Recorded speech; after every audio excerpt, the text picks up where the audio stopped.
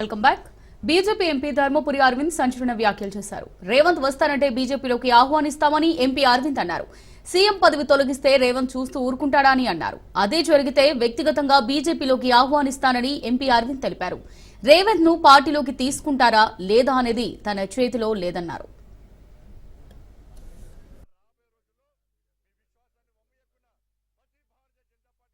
చెటాకు మెదడు ఉన్నాడు ఎవడైనా ప్రపంచంలో మోడీతో మంచిగా ఉంటాడు. ట్రంప్ పుట్టినే మంచిగా ఉంటున్నారు. రేవంత్ రెడ్డి లెక్కన రేవంత్ రెడ్డి బీజేపీలోకి వస్తా అంటే ఆహ్వానిస్తాం. ఈ రాష్ట్రంలో అడ్మినిస్ట్రేటివ్ వ్యాక్యూమ్ ఉన్నది.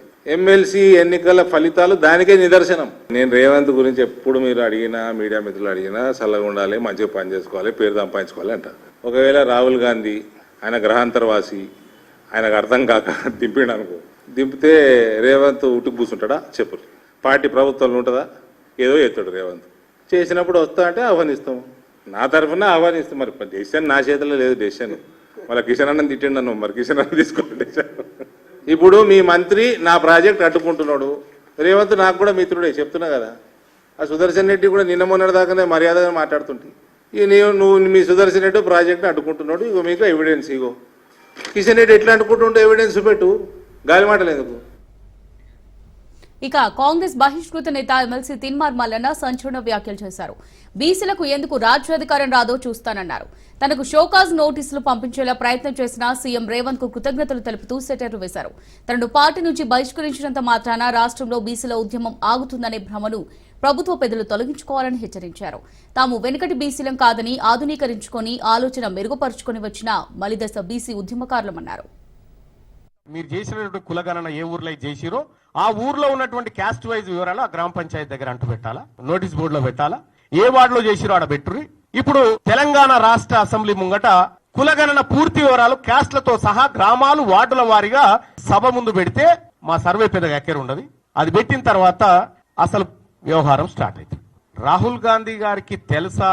రాహుల్ గాంధీ గారికి తెలవందే రీసర్వే జరగలేదని నేను అనుకుంటా ఉన్నాను. ఇక్కడ రీసర్వే జరగడానికి మేము ఇచ్చినటువంటి నివేదిక, నేను పోయి చర్చించినటువంటి అంశాలు ప్రధానంగా కొంత కారణమైనవి. ఒక సాహిత్యకమైనటువంటి డాటాతో పోయి ఇది జరిగిన విషయం అని చెప్పిన తర్వాత రీసర్వేకు ఏదో ఆదేశించిన ఆ తర్వాత కొద్దిమంది ఇంటలెక్చువల్ తోని రాహుల్ గాంధీ గారే స్వయంగా ఇక్కడ కమిటీ వేసుకున్నాడు. ఇక్కడ జరిగిన వ్యవహారం ఉన్న వాళ్ళు క్రమశిక్షణతో ఎవరైనా సరే, వారు ఏ కమిషన్ చైర్మన్ ఉండొచ్చు, అగ్ర నాయకులు ఉండొచ్చు, మాజీ మంత్రులైనా ఉన్నా సరే, సామాన్య కార్యకర్తలైనా సరే, క్రమశిక్షణ రూల్స్ అనేటివి అందరికీ సమానంగా వర్తించాలి. ఎంతటి ఎవరన్నా సరే, అది తిన్మార్ మల్లన్నే కావచ్చు, చిన్నారెడ్డే కావచ్చు, ఇంకెవరన్నా కావచ్చు, మా విహెచ్ఏ కావచ్చు, ఇంకెవరన్నా సరే, నేనన్నా కావచ్చు, ఇంకెవరన్నా కావచ్చు. సో పార్టీ ప్లాట్ఫామ్గా మాట్లాడకుండా వేరే దగ్గర మాట్లాడినప్పుడు ఏం చర్యలు ఉండాలనేది క్రమశిక్షణ సంఘం అనేది ఉంటుంది. దానికో పార్టీ అధినాయకత్వం నిర్మాణం ఉన్నది, రాష్ట్రంలో ఉంటుంది, కేంద్రంలో ఉంటుంది. దాని ప్రకారంగా చర్యలు. ఇక వచ్చి రావడంతోనే ఇక్కడే మకాం వేసిన మీనాక్షి నటరాజన్ పార్టీలో తనదైన మార్పును చూపుతున్నారు. పార్టీ రాష్ట్ర శాఖలో ఉన్న అన్ని స్థాయిల నేతలను 3 వర్గాలుగా విభజించారు. ఆది నుంచి పార్టీలో కొనసాగుతున్న నేతలను తొలి వర్గంగా గుర్తించిన మీనాక్షి వారిని సిసలైన పార్టీ నేతలుగా గుర్తించినట్టు సమాచారం. ఇక రెండో విభాగంలో 2023 అసెంబ్లీ ఎన్నికలకు ముందు ఇతర పార్టీల నుంచి వచ్చి కాంగ్రెస్ పార్టీలో చేరిన వారిని చేర్చారు. ఇక మూడో విభాగం కింద పార్టీ అధికారంలోకి వచ్చిన తర్వాత ఇతర పార్టీల నుంచి వచ్చి చేరిన నేతలను చేర్చారట. ఈ విభాగంలో ఆయా నేతల చేరికలకు గల కారణాలు తదితరాలను కూడా మీనాక్షి నోట్ చేశారట. అనుబంధ సంఘాలతో టీ కాంగ్రెస్ ఇన్ఛార్జ్ నటరాజన్ భేటీ అయ్యారు. పార్టీ నేతలకు మీనాక్షి నటరాజన్ దిశానిర్దేశం చేశారు. మీరు నివేదికలు ఇవ్వకపోయినా ఎవరు పనితీరు ఏంటన్నది, ఇక ఎవరు పని చేస్తున్నారో, యాక్ట్ చేస్తున్నారో తెలుసన్నారు. పార్టీ అంతర్గత విషయాలు బయట చర్చించొద్దని, అలాంటి వారిపై కఠిన చర్యలు తీసుకుంటామని వార్నింగ్ ఇచ్చారు. తన పనితీరు నచ్చకపోయినా రాహుల్, సోనియాలకు ఫిర్యాదు చేయవచ్చని సూచించారు.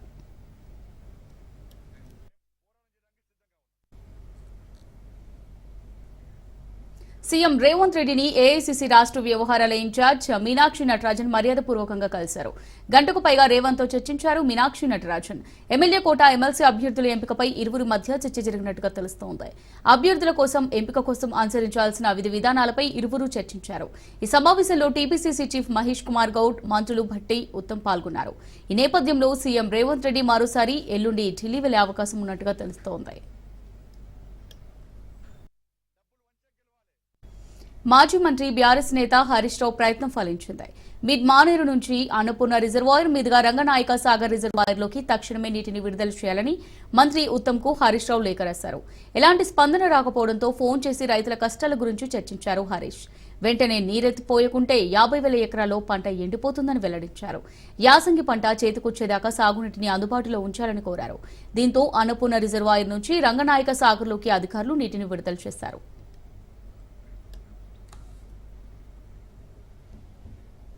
గురువారం తెలంగాణ కేబినెట్ భేటీ కానుంది. సీఎం రేవంత్ రెడ్డి అధ్యక్షతన సెక్రటేరియట్లో మధ్యాహ్నం 2 గంటలకు కేబినెట్ భేటీ అవుతుంది. బడ్జెట్ సమావేశాల నిర్వహణ, ఆ సమావేశంలో ప్రవేశపెట్టాల్సిన బిల్లులపై ఈ భేటీలో చర్చించి ఆమోదించనున్నట్టుగా తెలిసింది. బీసీ కులగణనను రెండోసారి నిర్వహించిన నేపథ్యంలో ఈ అంశంపై మంత్రివర్గం చర్చించనున్నట్టుగా తెలుస్తోంది. ఎస్సీ వర్గీకరణపై పలు వినతులు ఇచ్చిన నేపథ్యంలో దీనిపై కూడా చర్చించి విధానపరమైన కీలక నిర్ణయం తీసుకునే అవకాశం ఉంది. మరిన్ని కార్యక్రమాలను ఇందిరా మహిళా శక్తి ద్వారా అమలు చేయడంపై మంత్రివర్గ సమావేశంలో చర్చించనున్నట్టుగా తెలుస్తోంది. యాదగిరిగుట్ట దేవస్థాన బోర్డుకు సంబంధించి ఎండోమెంట్ సవరణ బిల్లును కూడా కేబినెట్లో చర్చించి ఆమోదించే అవకాశాలున్నట్టుగా సమాచారం.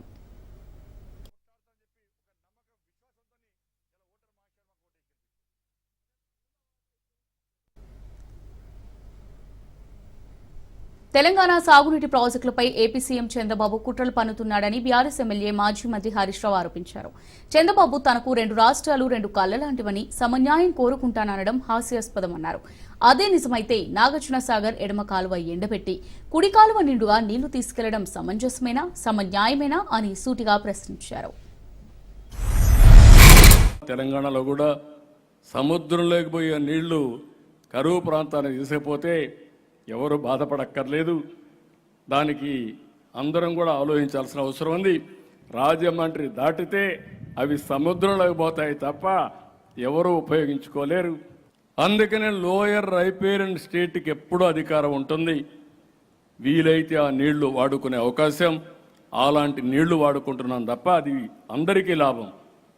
రేపు అవసరమైతే మనం ఈ నీళ్లు తీసుకపోతే ఇంకొక 20 టీఎంసీ 30 టీఎంసీ వాళ్ళు కావాలంటే అక్కడ కూడా వాడుకునే అవకాశం వస్తుంది.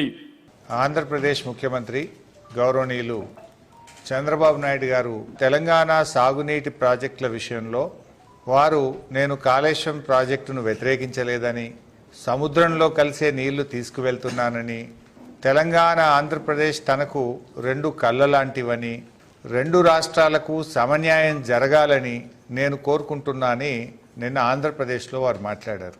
ఆ వ్యాఖ్యలను నేను తీవ్రంగా ఖండిస్తా ఉన్నాను. చంద్రబాబు నాయుడు గారు మాట్లాడుతూ నాకు తెలంగాణ ఆంధ్రప్రదేశ్ 2 కళ్ళ లాంటివి అంటారు. ఆ మాట నిజమైతే బాబు గారు, నాగార్జున సాగర్ ఎడమ కాలువను ఎండబెట్టి సాగర్ కుడి కాలువలో నిండుగా నీళ్లు తీసుకుపోతున్నావు కదా, దీన్ని ఏమంటారు అని నేను అడుగుతా ఉన్నా.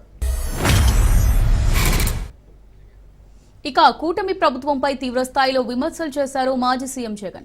ఎన్నికలకు ముందు బాబు షూరిటీ భవిష్యత్కు గ్యారంటీ అని ప్రచారం చేశారని, అధికారంలోకి వచ్చాక బాబు షూరిటీ మోసం గ్యారంటీ అన్నట్టు పరిస్థితి తయారైందని ఎద్దేవా చేశారు. వైసీపీ వాళ్లకు ఏ పథకాలు ఇవ్వొద్దంటున్న చంద్రబాబు అదేమైనా మీ బాబుగారి సొమ్మ అని ప్రశ్నించారు. అనంతరం పవన్ పై కీలక వ్యాఖ్యలు చేశారు జగన్. అసలు ఎంత అవుతుంది ఈ సూపర్ 6 సూపర్ 7 లెక్కేసుకుందాం, పెద్ద పెద్దవన్నీ లెక్కేద్దాం, చిన్న చిన్న కాస్త పక్కన పెట్టినా కూడా అని అనుకుంటే కూడా కావాల్సింది 79,867 కోట్ల రూపాయలు. మరి ఈ పెద్ద మనిషి నేరేడు బడ్జెట్లో ఎంత కేటాయించాడు అని చెప్పి చూస్తే, నేరేడు బడ్జెట్లో గత ఏడాది 7,282 కోట్లు మాత్రమే కేటాయించారు. చేసిన తర్వాత ఎంత ఖర్చు పెట్టాడు అని అంటే కేవలం 865 కోట్లు మాత్రమే ఖర్చు పెట్టాడు. అంటే ఇది కూడా ఎలాగో మోసం చేయడమే కదా అనే పద్ధతిలో జరుగుతూ ఉంది. బాబు షూరిటీ, మోసం గ్యారంటీ అన్నదానికి నిదర్శనాలు ఇవన్నీ కూడా. చంద్రబాబు నాయుడు అనే వ్యక్తిని మేము ప్రతిపక్ష హోదా ఇచ్చినాం, ఎక్కడ రూలింగ్ లేదు. నీకు ఇంతమంది శాసనసభ్యులు నీకు ఉండాలి, ఉంటేనే నీకు ప్రతిపక్ష హోదా ఉంటుంది అని ఎక్కడ రూలింగ్ లేదు. సిమిలర్లీ మేము కూడా తెలుగుదేశం పార్టీకి 5 మంది శాసనసభ్యులు తెలుగుదేశం పార్టీ నుంచి పక్కన కూర్చుంటామన్నారు. మా వాళ్ళు అయితే ఇంకా లాగేసినామనంటే ఇంకా 10 మంది లాగుతామన్నారు. వద్దు లాగాకండి నేనే చెప్పాను. కానీ ప్రతిపక్ష హోదా నేనే ఇచ్చి ఇదే చంద్రబాబు నాయుడు చెప్పినా, నువ్వు మాట్లాడు స్వామి, ఎంతసేపు మాట్లాడతావు, నువ్వు మాట్లాడు, నేను వింటాను. అధికార పార్టీలు ప్రతిపక్ష పార్టీ మాదొక్కటే ఉంది, వేరే పార్టీలు ఎక్కడున్నాయి చెప్పండి, ఉన్నాయా ఎవరన్నా? మన ప్రతిపక్ష పార్టీ అనేది ఎవరికి ఇస్తారు? మాకు ఇవ్వకపోతే ఎవరికి ఇస్తారు చెప్పు? ఆ మనిషి కార్పొరేటర్కి ఎక్కువ, ఎమ్మెల్యేకి తక్కువ. జీవితకాలంలో ఇప్పుడు ఎమ్మెల్యే ఒకసారి అయినాడయ్యా. వైఎస్ఆర్సీపీ వాళ్ళకు ఏ పనులు చేయొద్దు, ఏ పథకాలు ఇవ్వద్దు అని పెద్ద మనిషి చంద్రబాబు నాయుడు చెప్పుకొచ్చాడు. ఇవ్వడానికి ఇవ్వకపోవడానికి అసలు ఇది బాబు గారి సొమ్మ అని అడుగుతాం. హీస్ ఓన్లీ ఏ కస్టోడియన్. ఈ మనిషి ఎవడో అని అడుగుతా ఉన్నా. ప్రభుత్వం నడిచేది ప్రజల కోసం, ప్రజల సొమ్ముతో నడుస్తూ ఉంది. పక్షపాతానికి రాగద్వేషాలకు అతీతంగా పరిపాలన చేస్తానని ప్రమాణం చేసి ఇప్పుడు ఈ పెద్ద మనిషి ఇలా మాట్లాడుతూ ఉన్నాడు. ఈ మనిషి మీద ఎవరైనా జడ్జిలు కానీ ఆయన మాటలు, నా మాటలు ఎవరైనా జడ్జిలు వింటున్నా కానీ, అది గవర్నర్ గారైనా కానీ నా మాటలు ఆయన మాటలు ఎవరైనా కానీ విన్నా కానీ అసలు ఇలాంటి వ్యక్తిని ఒక్క నిమిషమైనా ముఖ్యమంత్రి స్థానంలో కొనసాగించడం ధర్మమేనా? ఇక ప్రభుత్వంపై వైఎస్ జగన్ చేసిన వ్యాఖ్యలకు కౌంటర్ ఇచ్చారు కూటమి నేతలు. జగన్ ఇష్టం వచ్చినట్టు మాట్లాడుతున్నారని ఆగ్రహం వ్యక్తం చేశారు. ప్రజాస్వామ్యానికి విరుద్ధంగా మాట్లాడుతున్న జగన్ కు మతి స్థిమితం లేదని విమర్శలు చేశారు. ప్రతిపక్ష హోదా రాదని తెలిసి కూడా జగన్ హోదా కోసం పట్టుబట్టడం సిగ్గుచేటన్నారు. అధికారంలో ఉన్నప్పుడు దౌర్జన్యాలు, ఇంకో పక్కన అవినీతి అడ్డగోలుగా వ్యవహరించారు. జగన్మోహన్ రెడ్డి గారిలో మేమందరం కోరుకునేది ఏంటంటే ఒక ముఖ్యమంత్రిగా పనిచేసిన వ్యక్తి ఉందాతనంగా మాట్లాడతారు, వాస్తవాల దగ్గరగా మాట్లాడతారు, ఒక వ్యక్తిని కించపరుచుకునే విధంగా మాట్లాడతారని అనుకున్నాం. అధికారంలో ఉన్నప్పుడు ప్రజల్ని కలవలేదు, ప్రతిపక్షానికి వచ్చిన తర్వాత హౌస్కి రారు. అంటే ఎప్పుడు దూరంగా బతకాలని కోరుకునే వ్యక్తి జగన్మోహన్ రెడ్డి గారు. ఎన్నికల ముందల వై నాట్ 175 అని పదే పదే చెప్పిన వ్యక్తి ప్రజలు 11 స్థానాలు ఇచ్చారు. ప్రజలే మీకు ప్రతిపక్ష హోదా ఇవ్వకూడదని నిర్ణయించుకున్నారు. ప్రతిపక్ష నాయకుడిగా గుర్తింపు పొందాలంటే సభలో కనీసం 10% సంఖ్యాబలం ఉండాలన్నది నిబంధన గురించి ఆయనకి స్పష్టంగా తెలుసునని సభాముఖంగా ఆయన చెప్పిన ప్రసంగం రుజువు చేస్తుంది. ఇలా కోరి మతిమరుపు తెచ్చుకోవడం మాజీ ముఖ్యమంత్రిగా, మాజీ ప్రతిపక్ష నాయకుడిగా ఆయన హోదాకు తగిన కాదని నా అభిప్రాయం. రాజ్యాంగం సభా నిబంధనల ప్రకారంగా స్పీకర్కు దురుద్దేశాలు ఆపాదించడం సభా హక్కుల ఉల్లంఘన కిందకు వస్తుందని మీ అందరికీ తెలుసు.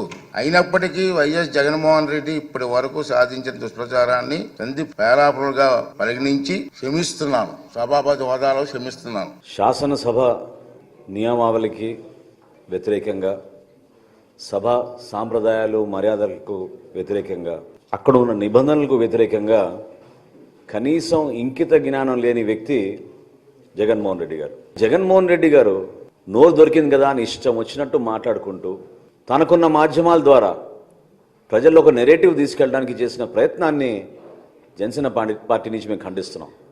ప్రతిపక్ష హోదా మీకు రాదు, ఆ స్థాయి మీరు డిమాండ్ చేసే పరిస్థితిలో లేరు. ఎన్నికల్లో అంతిమంగా మన స్థానం ఏంటని నిర్ణయించేది మన ప్రజలు. వై నాట్ 175 అని ఎగిరిన మనిషి 11కి పడిపోతే మతి సీమితం పోయినట్టుంది. మీరు శాసనసభకు వచ్చి చర్చల్లో పాల్గొని ప్రజా సమస్యలపైన మీరు మాట్లాడండి. వైసీపీ చీఫ్ జగన్ కు మంత్రి లోకేష్ ఛాలెంజ్ చేశారు. మద్యం విషయంలో జగన్ బినామీల పేరుతో అవినీతికి పాల్పడ్డాడని ఆరోపించారు. అవినీతి చేయలేదని సొంత బిడ్డలపై ఒట్టేసి చెప్పాలని లోకేష్ జగన్ కు సవాల్ విసిరారు. సంపూర్ణ మద్యపాన నిషేధం చేస్తా అన్నారు. సొంత బినామీలు పెట్టుకుని అడ్డగోలుగా మద్యం పైన డబ్బులు సంపాదించాడు, అవునా కదా? ఓకే, సూటిగా ప్రశ్నిస్తున్నా, సొంత బిడ్డలపైన ప్రమాణం చేయమనండి ఆయన అవినీతి చేయలేదని. మద్యంలో సొంత బిడ్డలపైన ప్రమాణం చేయమనండి, మద్యంలో నేను అవినీతి చేయలేదని. Will accept. జగన్మోహన్ రెడ్డి గారు ఛాలెంజ్ చేస్తున్నాను, ప్రమాణం చేయమనండి. అరే ఆయన హామీలు నిలబెట్టుకుని మమ్మల్ని ప్రశ్నిస్తాడు ఆయన. రైట్గా ఎమ్మెల్సీ అభ్యర్థిగా AP deputy CM Pawan Kalyan సోదరుడు జనసేన నేత నాగబాబు పేరు ఖరారైంది. ఎమ్మెల్యే కోట అభ్యర్థిగా ఆయన పేరును జనసేన అధినేత పవన్ ఖరారు చేశారు. నామినేషన్ వేయాలని నాగబాబుకు ఆయన సమాచారం ఇచ్చారు. కొద్ది రోజుల కిందట ఖాళీ అయిన 3 రాజ్యసభ స్థానాల్లో 2 టీడీపీ, 1 బీజేపీ తీసుకున్నాయి. రాజ్యసభ అభ్యర్థుల ఎంపిక సమయంలో నాగబాబును మంత్రివర్గంలోకి తీసుకోబోతున్నట్టు టీడీపీ అధ్యక్షుడు చంద్రబాబు ప్రకటించారు.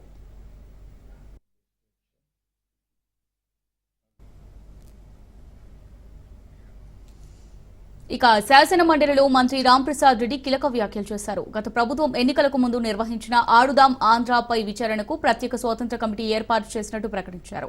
గత ప్రభుత్వ హయాంలో ఆడుదాం ఆంధ్ర అవకతవకలపై శాసన మండలిలో స్వయంగా మంత్రి ఈ ఆరోపణలు చేశారు. అయితే దీనిపై స్వతంత్ర విచారణ కమిటీ వేశామని 45 రోజుల్లో సభకు నివేదిక అందిస్తామని మంత్రి రాంప్రసాద్ తెలిపారు. ఆడుదాం ఆంధ్ర కోసం గత వైసీపీ ప్రభుత్వం 119 కోట్ల రూపాయలు ఖర్చు చేసింది. ఇందులో వైసీపీ మంత్రులు రోషా సహా ఇతర ఎమ్మెల్యేలు సైతం కమిషన్ తీసుకున్నారని తీవ్ర ఆరోపణలున్నాయి. దీంతో ఎన్నికల సమయంలో కూటమి నేతలు ఈ అవినీతిపై తప్పనిసరిగా చర్యలు తీసుకుంటామని హామీ ఇచ్చింది. అధికారంలోకి వచ్చిన కొద్ది రోజులకే ఈ వ్యవహారంపై కమిటీ వేస్తూ నిర్ణయం తీసుకున్నారు. ఆడుదాం ఆంధ్రాలో గత ప్రభుత్వంలో 119 కోట్లు ఖర్చు పెట్టారు. ఇది ఏ విధంగా ఖర్చు పెట్టారు, దీంట్లో అవకతవకలు జరిగినాయా లేదని అడుగుతున్నారు అధ్యక్ష. ఇప్పుడు కూడా మా గౌరవ సభ్యులు చాలా మంది దాని మీద డౌట్ వ్యక్తపరుస్తున్నారు కాబట్టి తప్పకుండా దీని మీద ఒక ఇండిపెండెంట్ ఎంక్వైరీ చేపిస్తాం అధ్యక్ష.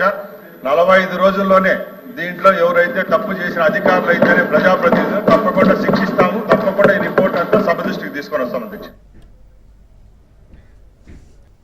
ఒక్క క్షణం ఆగితే తప్పించుకుని పోయేది. క్షణం ఎంత పని చేసిందోనని ఆమె బాధపడుతోంది. అలవాటై పని కొన్నిసార్లు ప్రమాదాన్ని కూడా తెస్తోంది. ఇలా వెళ్లి అలా తెచ్చేస్తే సరిపోతుందని భావించిన ఆమె కథకు యాంటీ క్లైమాక్స్ అయింది. నేరాలు చేసేవారు ప్రతిసారి సాక్ష్యాలు లేకుండా నేరం చేస్తారు. కానీ కొన్నిసార్లు నేరం చేసిన వారు ఎలాగైనా దొరుకుతారు. ఎందుకంటే నేరం నేరమే కాబట్టి. కన్నడ నటి రణ్యారావు ఉదంతం కూడా అలాంటిదే. కర్ణాటక సీనియర్ ఐపీఎస్ అధికారి కుమార్తె రణ్యారావు బెంగళూరులోని విమానాశ్రయంలో దుబాయ్ నుంచి వస్తూ బంగారంతో దొరికిపోయారు. వాస్తవానికి ముందస్తు ప్రణాళికలో భాగంగా ఒక చెకింగ్ వద్ద ఆమెకు క్లియరెన్స్ లభించింది. కానీ మరో చెకింగ్ వద్ద అధికారుల నిఘాలో దొరికిపోయింది. బయటకు వచ్చేందుకు ఎంట్రీ ద్వారం ముందు రణ్యారావును అధికారులు అరెస్ట్ చేయడంతో గుట్టంతా బయటపడింది. Directorate of revenue intelligence DRA బృందం రణ్యారావును ఆపి చెకింగ్ చేయడంతో అక్రమంగా తరలిస్తున్న 12 కోట్ల రూపాయల విలువైన బంగారు కడ్డీలను అధికారులు స్వాధీనం చేసుకున్నారు.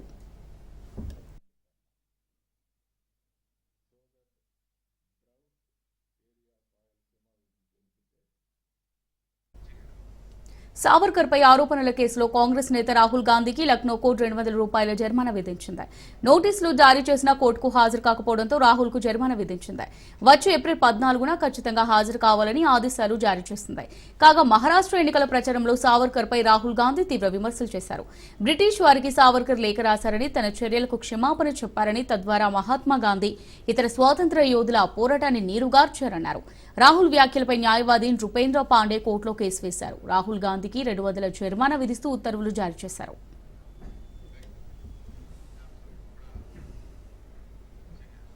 అమెరికా ప్రెసిడెంట్ ట్రంప్ కీలక వ్యాఖ్యలు చేశారు. యుఎస్ కాంగ్రెస్ లో తొలి ప్రసంగం చేసిన ట్రంప్ 4-8 సాధించిన దానికంటే ఈ 43 రోజుల్లోనే ఎక్కువ సాధించినట్టు చెప్పారు. ఇది కేవలం ఆరంభం మాత్రమేనన్నారు. చైనా, బ్రెజిల్, ఇండియాతో పాటు ఇతర దేశాలు తమ నుంచి ఎక్కువ సుంకాలు తీసుకుంటున్నాయని మండిపడ్డారు. కేవలం భారత్ తమ నుంచి 100% సుంకాలను వసూలు చేస్తోందని, దీంతో ఏప్రిల్ 2 నుంచి పరస్పర సుంకాలు ప్రారంభమవుతాయన్నారు ట్రంప్. మార్కెట్ల నుంచి తమ దేశాన్ని ఎవరూ దూరం చేయలేరన్న ట్రంప్ గత 6 వారాల్లో 100 ఎగ్జిక్యూటివ్ ఆర్డర్లపై సంతకాలు చేసినట్టు చెప్పారు. In 4 years or 8 years, and we are just getting started. Turn to this chamber tonight to report that America's momentum is back, our spirit is back, our pride is back, our confidence is back, and the American dream is surging bigger and better than ever before. The American dream is unstoppable, and our country is on the verge of a comeback, the likes of which the world has never witnessed and perhaps will never witness again.